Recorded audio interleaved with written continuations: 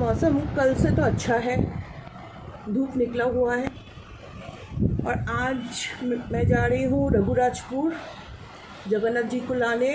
उसके साथ साथ उससे थोड़ा सा दूर में पिपली गांव है, वो देखूँगी।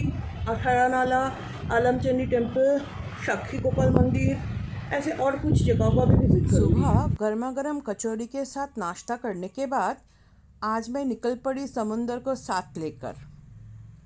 इस वीडियो में हम लोग जाएंगे साक्षी गोपाल टेम्पल दर्शन करने।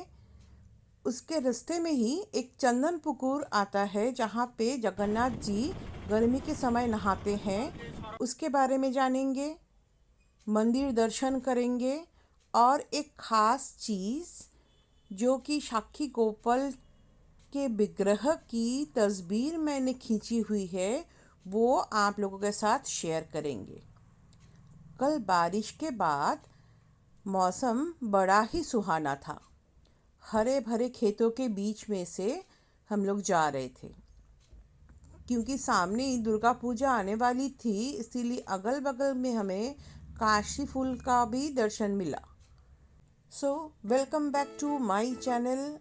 मैं अनुश्री और मेरी चैनल में आप सभी का स्वागत है। मैं एक फीमेल सोलो ट्रैवलर हूँ और बजट ट्रैवल करना ही पसंद करती हूँ।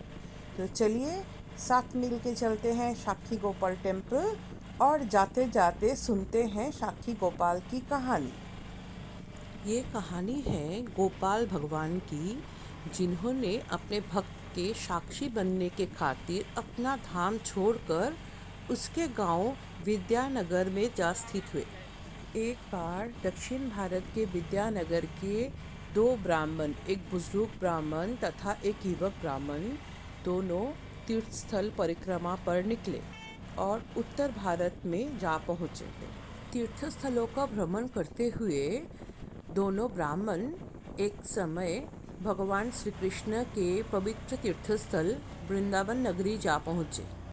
तीर्थ करते हुए वो बुजुर्ग ब्राह्मण अचानक अस्वस्थ हो गए और वो युवक ब्राह्मण ने खूब सेवा करके बुजुर्ग ब्राह्मण को स्वस्थ किया। युवक की सेवा से अत्यंत प्रसन्न होकर बुजुर्ग ब्राह्मण ने अपनी बेटी की शादी युवक ब्राह्मण के साथ करने का फैसला किया। क्योंकि बुजुर्ग ब्राह्मण उच्च वर्गीय थे तथा युवक ब्राह्मण निम्न वर्गीय और शादी वाली बात सिर्फ इन दोनों के बीच में ही हुई थी, तो इन दोनों ने मिलकर गोपाल भगवान को अपने बातों का साक्षी बनाया। वहाँ से वो दोनों अपने गांव वापस आ गए। कुछ महीने बीत गए और बुजुर्ग ब्राह्मण अपने घर में इस बात को जब बताया तब घर वाले इस बात से नाराज़ हुए। लेकिन ब्राह्मण ने अपना वादा तोड़ने का जो पाप लगना था उस डर के मारे युवक ब्राह्मण बुजुर्ग ब्राह्मण के साथ भेंट किए और इस बारे में पूछे। जब बुजुर्ग ब्राह्मण अपने वादे से मुकर गया तब युवक ब्राह्मण ने पंच को सब बताया और पंच वाले ने फैसला किया कि अगर युवक ब्राह्मण इस बात की कोई भी गवाह पेश कर सकता है तो वो लोग मान जाएंगे और उस लड़की का शादी युवक ब्राह्मण के साथ कर देंगे। इस घटना के बाद युवक ब्राह्मण फिर से वृंदावन आए और गोपाल को मजबूर किए कि वो उसके साथ जाए साक्षी देने के लिए। अब गोपाल भगवान युवक ब्राह्मण के साथ उसके गांव पहुँचे, दोनों की बातों के साक्षी बनकर गांव वालों को बताया और बुजुर्ग ब्राह्मण के लड़की के साथ युवक ब्राह्मण का शादी करवाया। तभी से ये साक्षी गोपाल के नाम से जाने गए। अब वो तो चले गए विद्यानगर, लेकिन वापस पुरी से 23 किलोमीटर दूर इस जगह पर कैसे पहुँचे?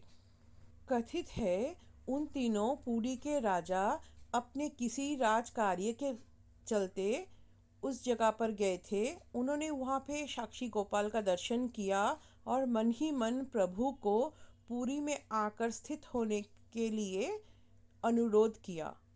प्रभु मान गए और राजा के साथ आके पुरी से 23 किलोमीटर दूर अपना ही एक जगह में स्थित हो गए, जो कि आज साक्षी गोपाल के नाम से ही जाना जाता है। গোপালজি সরোবরে চান করেন। আচ্ছা, চন্দন চান হয় না, চন্দন হ্যাঁ হ্যাঁ চন্দন মেলা হ্যাঁ। বৈশাখ মাসে অক্ষয় তৃতীয়াতে জগন্নাথের চন্দন মেলা হয়। প্রভু মন্দির ছেড়ে সরোবরে চান করতে আসেন। কারণ গরম সময় তো প্রভু শরীরকে ঠান্ডা করার জন্য জলে বিরাজমান করেন। खुद एक छोटी सी रेलवे स्टेशन भी है। अगर कोई चाहे तो ट्रेन से भी इस जगह तक पहुंच सकते हैं। पहुंच गई साक्षी गोपाल टेम्पल। इसको सत्यवादी गोपीनाथ देव टेम्पल भी कहा जाता है। मंदिर के सामने का परिसर बहुत ज़्यादा ही बड़ा है। यहाँ कोई अगर अपना गाड़ी लेकर भी आए तो भी बढ़िया से पार्किंग कर सकते हैं। अगल बगल में छोटी छोटी दुकानें हैं। इधर उधर दो एक जन नारियल पानी बेचने वाला भी है। क्योंकि मंदिर के अंदर कैमरा लेके जाने की परमिशन नहीं होती है, इसलिए मैं बाहर से ही जितना हो सकता है उतना फ़ोटो खींची हूँ। और ख़ास करके मैं अपने लेंस के सहारे साक्षी गोपाल का एक तस्वीर खींच पाई हूँ। टेम्पल के अंदर थोड़ा पूजा वूजा को लेकर प्रॉब्लम है। अगर आप लोगों को पूजा लगाना है तो अलग बात है, नहीं तो आप अपने हिसाब से उन लोगों को मना भी कर सकते हैं। मंदिर से निकलते ही बिल्कुल बाएं तरफ एक छोटा सा राम मंदिर भी है। वहाँ के पुजारी ने राम के कहानी के बारे में मुझे बताने की कोशिश की। मंदिर में छोटे छोटे कार्य मैंने जिसके क्लोज फोटोग्राफ्स लिए हैं आप लोगों को दिखाने की कोशिश कर रही हूँ।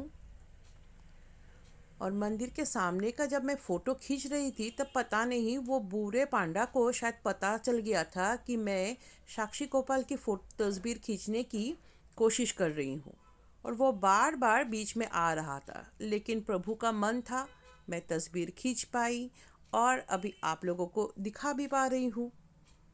तो ये रही मेरी साक्षी गोपाल टेम्पल से जुड़ी हुई कहानियाँ। और इसके बाद मैं वापस जा रही थी बाकी के मंदिरों को दर्शन करते हुए। मेरे चैनल में आने वाले बाकी वीडियोस में भी आप लोगों को ऐसे अनोखे मंदिर और उसके साथ जुड़ी हुई कहानियाँ सुनने को मिलेंगी। सो प्लीज़ मेरे साथ बने रहिए और वापस जाते वक्त थोड़ा मौसम का मज़ा लीजिए। इतना सुनहरा मौसम था कि मुझे सितंबर के महीने पर भी गर्मी का बिल्कुल एहसास नहीं हुआ। जहाँ से मैं फ़िलहाल जा रही हूँ उसके बगल में बाहर से आने वाले पुल में एंट्री के टाइम जो बस स्टैंड होती है वो दूर से दिखाई दे रही है। फिलहाल हाईवे के ऊपर से चलते हुए मैं वापस जा रही हूँ किसी और मंदिर के। इतने समय से मेरे साथ बने रहने के लिए बहुत बहुत शुक्रिया।